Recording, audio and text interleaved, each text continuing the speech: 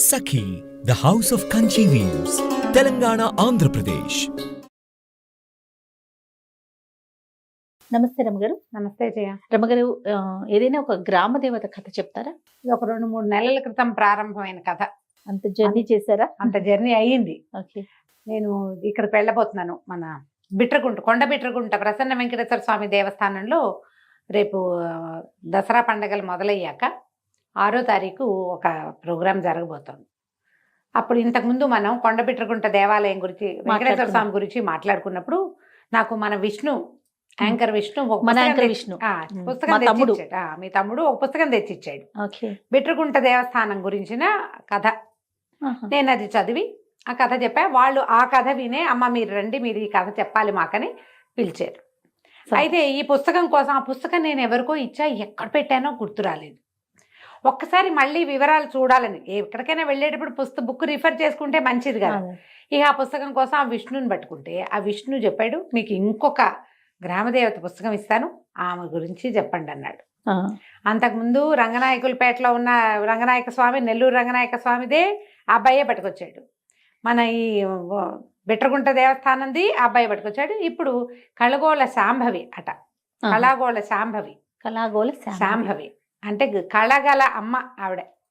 ఆ కళగల తల్లే కళాగోళంగా మారింది. ఇప్పుడు ప్రధానంగా మా తమ్ముడు ఆలోచన ఏంటంటే, నెల్లూరు పరిసర ప్రాంతాల్లో ఉన్నటువంటి ప్రఖ్యాత దేవస్థానాలన్నీ కూడా మీ నోటి ద్వారా చెప్పించాలి అది తన ఉద్దేశం. పట్టుకొచ్చి ఇచ్చాడు.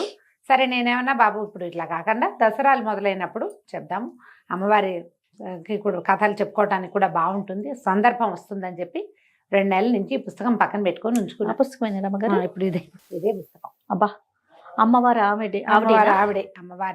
పెద్ద పెద్ద కళ్ళు. అయితే ఈవిడ స్వయంభూ, తనంతట తను వెలసిన తల్లే అని చెప్తారు. చాలా చిత్రమైన గాథ ఉంది, చెప్దాం. నెల్లూరుకి దాదాపుగా ఒక 60 కిలోమీటర్ల దూరంలో పొట్టి శ్రీరాములు జిల్లా, మనకు తెలిసిందే కదా. అయితే ఇక్కడ కావలి పేరు కూడా అందరికీ తెలిసిందే. ఈ కావలి గ్రామము ఇదివరకు ఎలా ఉండేది, పూర్వకాలంలో కావలే కాదు, అసలు అన్ని గ్రామాలు కూడా 500 సంవత్సరాల క్రితం మొదలైన గాథట ఇది. ఈ అమ్మవారిది గ్రామం ఎలా ఉండేది, కొన్ని ఇళ్ళు, ఒక ప్రాంతం, మళ్ళీ ఒక చిట్టడివి, మళ్ళా కొన్ని ఇళ్ళు, అలాగా చిన్న చిన్న ఊళ్ళు కూడా సర్వాయిపాలెమని, చిట్టాయిపాలెమని, ఇలా పాలేలు చిన్నవి, ఒక 30-40 ఇళ్ళు రైతులుగా ఉండేవాళ్ళు. ఆ కాలం అంతా రైతుల కాలమే కదా. ఈ వీట్లలో ఈ చుట్టుపక్కల ఉన్న అన్ని గ్రామాల్లో సర్వాయిపాలెం అనేది ఒక గ్రామం. ఈ సర్వాయిపాలెం వాళ్ళకి అస్సలు పంటలు పండలేదట కొంతకాలం పాటు, చాలా ఇబ్బందులు పడేవాళ్ళు.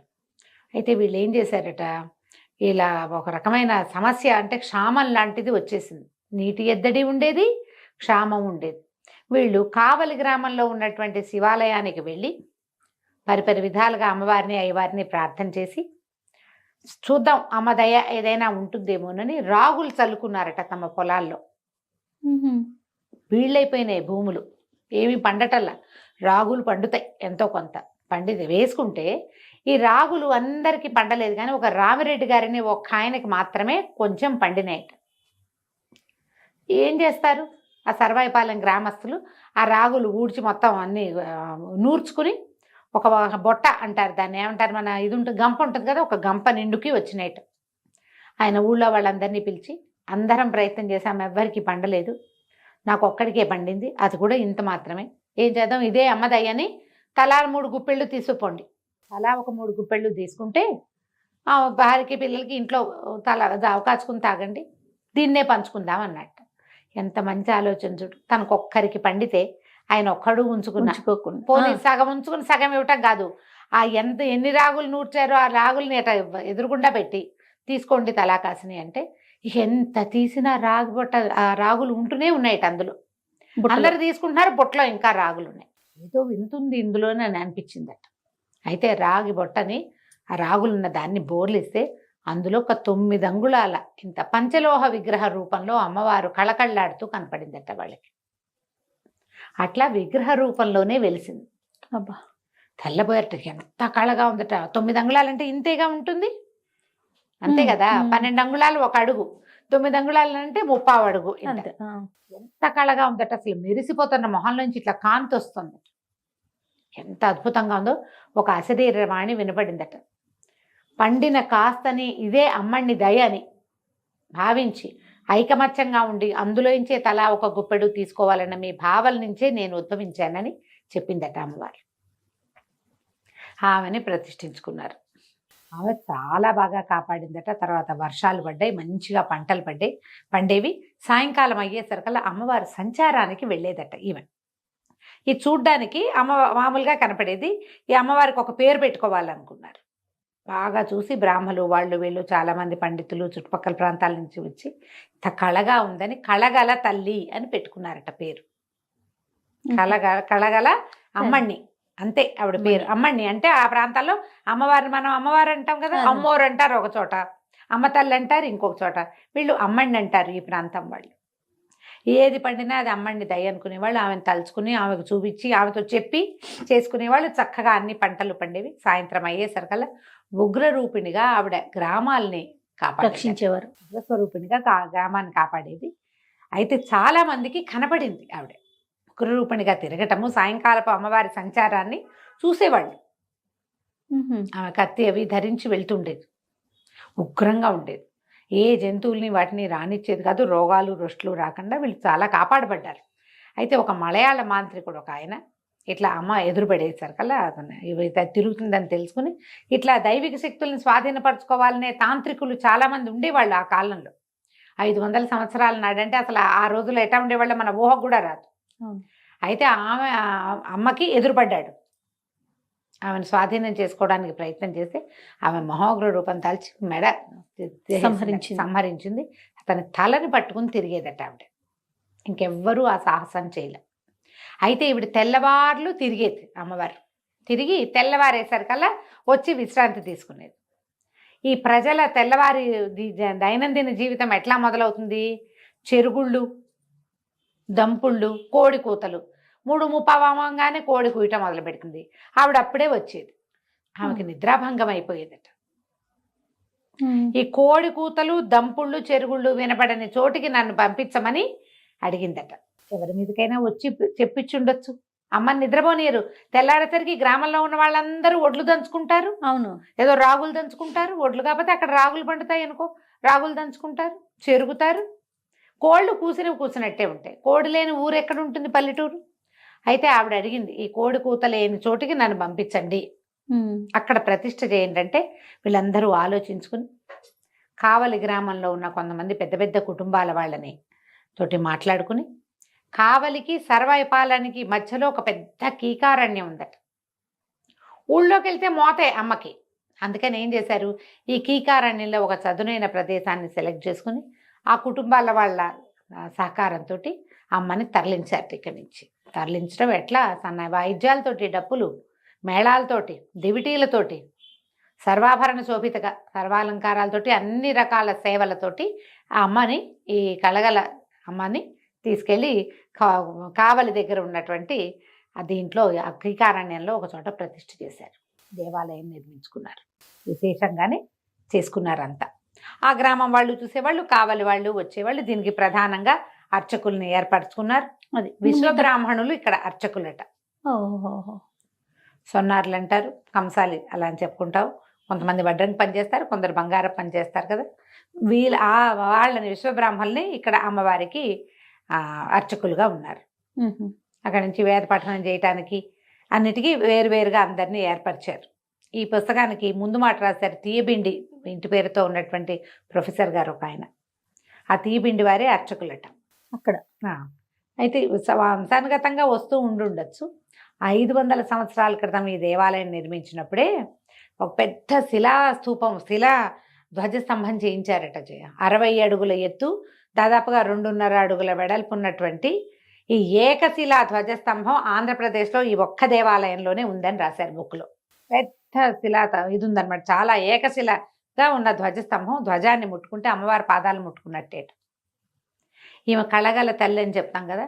ఆవిడ ఒక్కొక్కళ్ళకి ఒక్కొక్క రకంగా కనపడుతుంట. వరలక్ష్మి వ్రతాలు చేసినప్పుడు అందరు సామూహిక వ్రతాలు చేస్తారు, అమ్మవారి కుంకుమ పూజ చేస్తారు. ఆ రోజు ఒక కళ, దసరాల నాడు ఇంకొక కళ, ఈ అష్టమి నాడు ఒకటి, అట్లా వేరు వేరు కళలు చూపిస్తుంది అమ్మవారు. మనకి ఎట్లా చెప్పుకుంటామంటే సమస్తమైన కళలు ఉన్నాయి. చాలా చిత్రంగా చెప్తాం. ఇన్ని కళలు 360 కళలు ఉన్నాయి. 360 కళలు ధరించి ఉంటుంది. ఏ రోజులో అర్చన జరిగితే ఏ అర్చన జరిగితే దానికి సంబంధించిన కళా స్వరూపంగా కనపడుతుంది. చాలా ప్రత్యేకంగా చూడాల్సిన దేవస్థానం. భగవంతుడు నాకు మంచి అనుగ్రహం కలిగించింది ఏంటంటే వచ్చే వారం నేను అక్కడికి వెళ్తా. వెళ్ళండి రమ్మగారు, మంచి దర్శనం చూసి రావాలని ఉంది. పుస్తకం చూసిన దగ్గర నుంచి అనుకుంటున్నాను, నేను అనుకోకుండా దీనికోసం వచ్చింది. కావాలి కూడా వెళ్తే ఎలాగూ నేను పెట్టకుంట వెళ్ళబోతాను కదా, అక్కడి నుంచి ఆ అమ్మవారిని కూడా చూద్దామని. తర్వాత చాలా ఏమైంది, క్రమంగా ఈ కావలి ప్రాంతంలో నుంచి ఇప్పుడు ఇక్కడ మనకి దంపుళ్ళు వినపడవు, కోడికూతలు వినపడవు, ప్రశాంతంగా ఉండేది. అయితే ఈ అమ్మవారిని విశేషంగా సేవించిన ఒక అర్చక స్వామి నువ్వు ఇలా ఊరి బయట ఊరు లేకుండా ఉండద్దని ఆమెను కోరుకున్నాడట. అప్పుడు ఆమె ఆజ్ఞ చొప్పున గ్రామం దగ్గరగా పెరిగింది. ఆమె ఇవి ఉండకూడదు అనుకుంది, కానీ గ్రామం నడిబొడ్డున ఏర్పడింది అనమాట. దీన్ని ఆధారంగా చేసుకుని మళ్ళీ కొత్త దేవాలయం ఇవి గ్రామం అంతా పెరిగిందనమాట. విశేషంగా పెరిగిందని చెప్తారు. అమ్మవారికి చాలా అత్యద్భుతమైన పూజా విధానాలు జరిపిస్తారు. 500 ఏళ్ళ నాడంటే ఇది విజయనగర సామ్రాజ్యానికి సంబంధించిన వాళ్ళు కూడా ఇక్కడికి తిరిగేవాళ్ళు. కొంత దండు బాట అని ఒక బాట ఏర్పరిచారు. ఒక అత్యద్భుతమైన చెరువు అమ్మవారే ఆజ్ఞిచ్చి చెరువు తవ్విచ్చిందట, కావలి చెరువు. ఆ ప్రాంతం అంతటికి నీళ్లు సప్లై అదే, ఆ చెరువే. తర్వాత ఏమో వీళ్ళు విజయనగర సామ్రాజ్యానికి చెందిన రాజులు కొంతమంది ఆ ప్రాంతాల్లో వెళ్తూ ఏనుగుల బావి అనే పెద్ద దిగుడు బావిని తవ్వించారు. అమ్మవారి ఇక్కడికి రాకముందు వీళ్ళకి చాలా నీటి కొరత, కరువు ఉండేది. తక్కువ పండేవి, అన్ని రకాల పంటలు పండేవి కాదు. ఒక రకమైన క్షామంతో బాధపడేవాళ్ళు వాళ్ళు. కానీ ఎప్పుడైతే ఈ అమ్మని ఈ రకమైన స్వరూపంతో వీళ్ళకి కనపడిందో అప్పటి నుంచి వీళ్ళకి నీటి ఎద్దడి లేదు. కావలి ప్రాంతం అంతా కూడా సుభిక్షంగా ఉంది. అంతా పెరిగిందనమాట బాగా. 500 years అంటే చాలా పురాతనమైన క్షేత్రం అని చెప్పుకోవాలి కదా.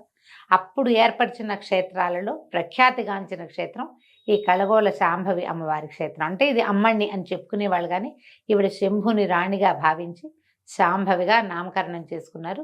అక్కడ అమ్మణ్ణి దయ లేదు, అమ్మణ్ణి దయ ఉంది, అలాగే మాట్లాడుకుంటారు. రమ్మగారు, అమ్మవారికి ప్రత్యేకంగా ఎలాంటి నివేదనలు చేస్తారండి? వీళ్ళు అక్కడి నుంచి తరలించేటప్పుడే అమ్మవారికి చలిమిడి, ఆమెకు అత్యంత ప్రీతిపాత్రమైన చలిమిండి అంటే చలిమిడి, తర్వాత పానకము నివేదనగా చేసేవాళ్ళు. జంతు బలులు ఉండేవట జయ. అప్పటి కాలంలో ఇట్లా ప్రత్యేకంగా గ్రామదేవత శక్తిగా ఉద్భవించిన అమ్మకి జంతు బలులు చాలా సహజంగానే జరిగేవి. ఇక్కడికి మార్చిన తర్వాత ఎప్పుడైతే కావలిలో ప్రతిష్ఠ చేశారో ఏవో ప్రత్యేక దినాల్లో తప్ప అమ్మవారికి చలిమిడి పానకమే ప్రత్యేకమైన నివేదనగా చేస్తారు. ఇప్పటికీ కూడా ఉగాది, సంక్రాంతి పండగలకి బలులు ఇవ్వకుండా పాత ఊరు అని చెప్తారు కదా, అక్కడి నుంచి మాత్రం మన ఇవే చలిమిడి ఇదే పెడతారు. పానకం, చలిమిడి, కావిళ్ళు పట్టుకెళ్ళటము అలాంటి విశేషం కూడా కనిపిస్తుంది. ఈ జంతు బలులు ఉండటము గ్రామ దేవతలకి ఇలా, లేకపోతే కావలి శక్తిగా ఉండే చోట జంతు బలులు ఇవ్వడం ఒక సహజమైన విధానమే. కానీ విజయనగర రాజులు అమ్మవారికి సుప్రభాత వెంకటేశ్వర స్వామి ప్రతిరూపంగా భావించేవాళ్ళు. వాళ్ళు భావించి సుప్రభాత సేవను కూడా ఏర్పాటు చేశారు. వాళ్ళని ఒకసారి మహమ్మదీయ సైనికులు బంధించడానికి వస్తే అమ్మవారి మహిమ వల్ల ఎన్నో క్రూర జంతువులు వచ్చి సైనికుల్ని తరిమి కొట్టేసినాయట. అమ్మవారి వల్లే అది జరిగిందని 2-3 రకాల ప్రత్యేకమైన కథలు కూడా చెప్తారు ఆ ప్రాంతంలో జరిగినవి. ఇప్పుడు ఎవరికి వాళ్ళకి మనకి ఏదో విపత్కర పరిస్థితుల్లో ఉన్నాం, బయటపడే మార్గం లేదు. అమ్మ నీకు అది చేస్తా, ఇది చేస్తా తల్లి, బాగా 2 కావిళ్ళు చలిమిడి తెస్తా, 2 కావిళ్ళు పానకం తెస్తా, నన్ను రక్షించు, దండాలు పెట్టుకున్నారనుకో. సడన్గా పరిస్థితి కనుక అప్సైడ్ డౌన్ అయితే వాళ్ళకి మహిమే కదా అది. అంతేగా, అదే ప్రచారంలోకి వస్తుంది. ఇట్లాంటి ఎన్నో మహిమలు ఆ ప్రాంతంలో నమ్ముకున్న వాళ్ళకి నమ్ముకున్నంత ఎక్కడైనా అంతే.